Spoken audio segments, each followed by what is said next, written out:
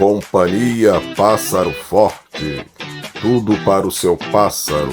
Aqui você encontra qualidade e bom atendimento.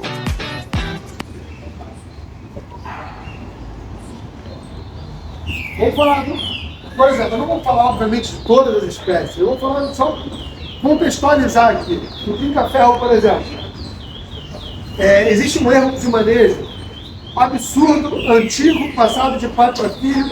Quem é trinqueiro me odeia por falar isso, mas como eu não tenho conflito de interesse, eu vou falar. O trinca-ferro é um animal que vive em beira de mata. Quem já viu um trinca-ferro solto na natureza sabe como é que é. Tem aquele pasto enorme, uma mata enorme, e a cada ponto você vai ver um trinca-ferro cantando. Eles cantam por ponto na beira da mata. Essa é a característica territorial deles, né? A alimentação deles é onívora, ou seja, eles comem de tudo.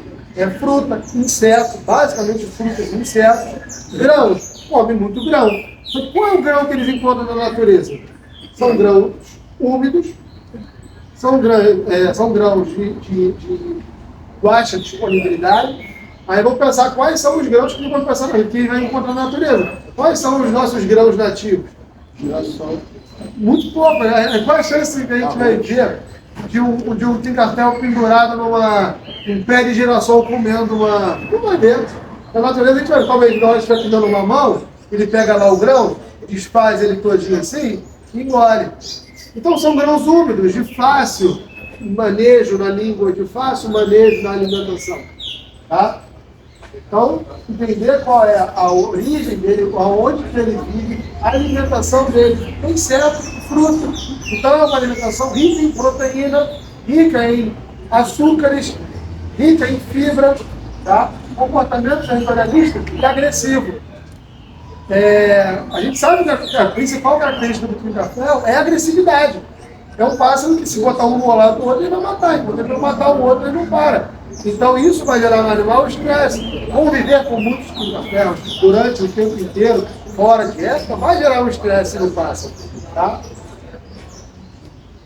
E por que qual a importância do que eu estava falando da alimentação? Porque é muito comum quem cria trinca-ferro fazer um manejo alimentar com sementes. E pior do que sementes, sementes secas. Semente seca. Aí vai o cara lá, girassol, com casca, alpiste. Alpiste é do Marrocos. Por que introduziram o alpiste na alimentação de um animal onívoro? Então, o que o animal, principalmente os saltadores, que são trinca-ferro, no hábito alimentar deles, você pega um grão. O que a calopsita faz na hora que ela pega um grão, que é um animal exclusivamente granícola? Ela pega, descasca, bonitinho, joga a casquinha para fora e engole o grão. O bicudo é granívoro. Curió, olheiro, né? O trinca-ferro, sabiá, mel, pássaro preto, eles não têm esse hábito de comer semente. Vai comer, por que vai comer? Porque é gostoso. É gorduroso pra caramba. Não é gorduroso? A gente não gosta de comer coxinha, pizza. É gorduroso. Então, o que vai promover no animal, esse manejo que ele faz do bico, existe um conflito etiológico sobre isso. Mas a P20, que todo mundo conhece aí, é um calo que se desenvolve na ponta da língua dos trinca-ferros, muito se entende que isso está relacionado ao manejo alimentar. Então, dificilmente você vai ver um trinca-ferro que come ração tendo P20. Ele pega, dá duas bicadas, esfarela ela e engole. Né? Mas se a gente for no pau da goiaba alimentar ele essencialmente daquilo que ele precisa comer, o que a gente vai dar para ele? Fruta, inseto. Só que aí você vai dar fruta, doce pra caramba, para um animal que não tem um condicionamento físico adequado de natureza, você vai engordar quadro. Você vai dar proteína para caramba para o pássaro que não tem um gasto energético satisfatório, você vai estar aumentando o açúcar, você vai estar fazendo um animal ele desenvolver gota.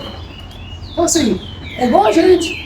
A gente tem que entender, se eu estou colocando esse pássaro em ambiente doméstico e não estou proporcionando ele o voo, o salto, o estresse que ele tem em natura, por que eu vou querer alimentar ele com o que ele comeria in natura. Então, proporcionar a ele uma alimentação balanceada.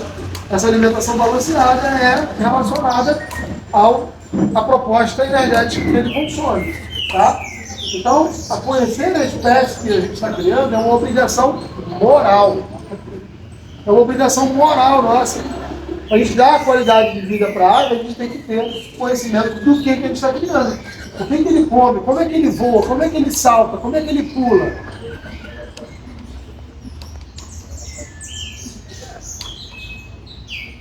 Na reprodução isso não vai ser diferente. Porque se eu estou reproduzindo um pássaro, eu tenho que entender qual é o tipo de ninho que ele gosta. Qual é o tipo de espaço? É um espaço escuro, claro? Qual é a época do ano? Janeiro, fevereiro, março, abril, maio, junho, julho, agosto, setembro, outubro, dezembro? Fase de transição? Qual é a época do ano? Qual é o tipo de ninho? É um ninho bola? É um ninho taça? É um ninho de caixa? Então, assim, tudo isso é relevante quando você vai escolher uma espécie para você reproduzir, né?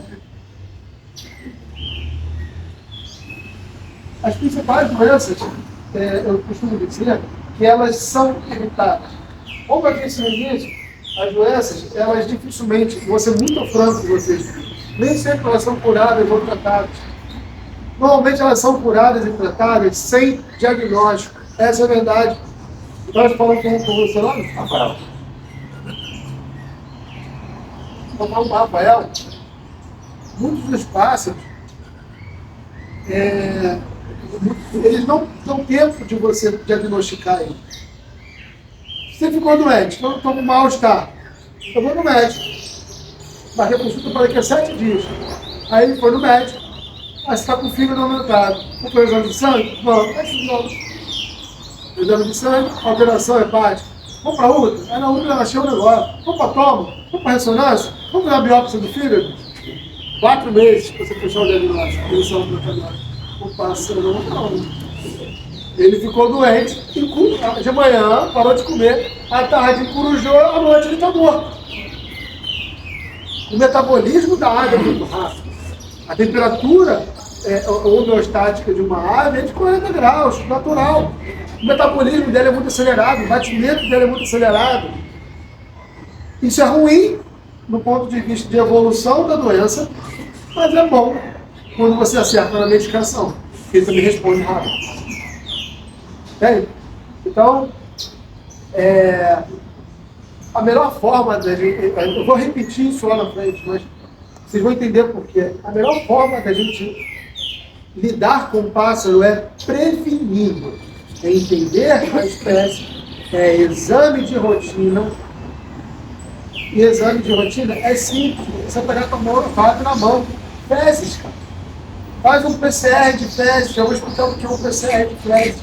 Identifica o problema, se antevém ao problema, porque a ave, a maioria das aves, eu vou mostrar porque o Beto estava muito animado, você vai passar por isso.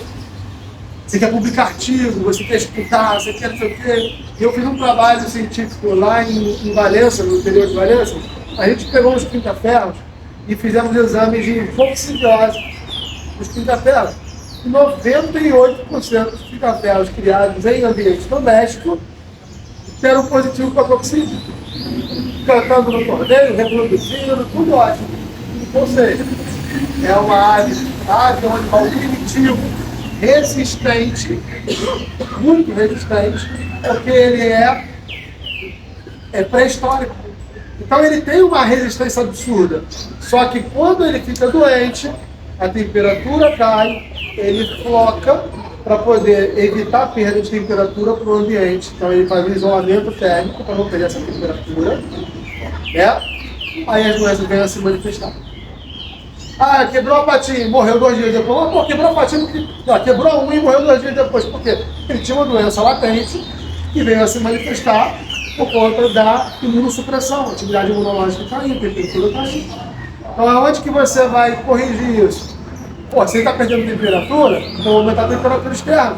Bota o aquecedor de gaiola. É a primeira coisa que todo criador tem que ter. Aquecedor de gaiola. Flocou aquecedor de gaiola, comida do lado, 24 horas do comer ali. Ele não pode parar de comer. Tá? Então, a melhor forma da gente prevenir é entendendo o que é nutrição. Eu, como a maioria aqui é colherista, trinqueiro e galera da calopsita, eu trouxe aqui um comparativo de tabela nutricional das rações, para vocês entenderem quem tem o quê, qual serve para quê, isso é importante para caramba, tá? Exames sazonais. A ave vai entrar na fase de muda, pô, é a fase que ela está mais desprotegida imunologicamente. Vai lá e faz um exame, identifica qual doença que ela acha que tem, trata antes da doença se manifestar na fase de baixa imunológica, tá? Profilaxia em quarentena, isso é o básico do básico. A ave chegou na tua casa, não enfia ela com as outras. Esse é o teu problema.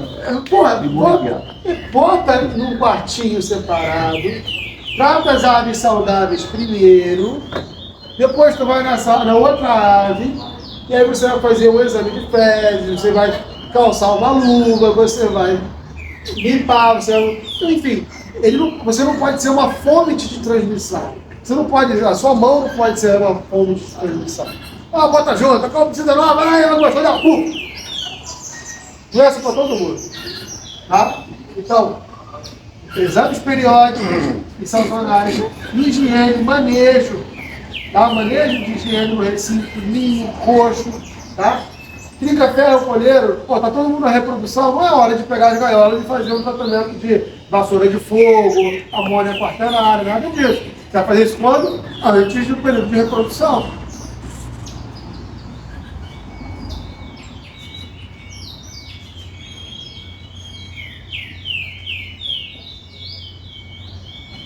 Sai um bichinho aqui.